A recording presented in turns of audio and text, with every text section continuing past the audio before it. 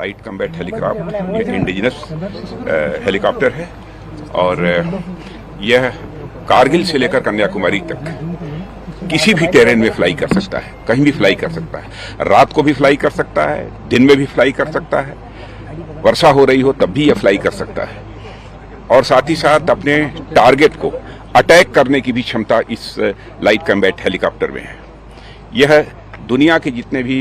इस प्रकार के हेलीकॉप्टर्स हैं उनमें एक बेहतरीन यह लाइट कम्बैट हेलीकॉप्टर है। जैसा हमारे प्रधानमंत्री मोदी जी का संकल्प था कि यहाँ पर इंडिजिनस सारे प्लेटफॉर्म्स, वेपन्स और यह हेलीकॉप्टर्स और प्लेन्स बनने चाहिए, तो उनके इसी मंशा के अनुरूप, हमारे प्रधानमंत्री की मंशा के अनुरूप ही यह लाइट कम्बैट हेलीकॉप्टर जो कि पूरी तरह से इंडिजिनस है वह बना है। इसमें मिसाइल के द्वारा भी मार सकता है, अन्य भी बहुत सारे दूसरे इक्विपमेंट्स हैं जिनके द्वारा भी यह अटैक कर सकता है।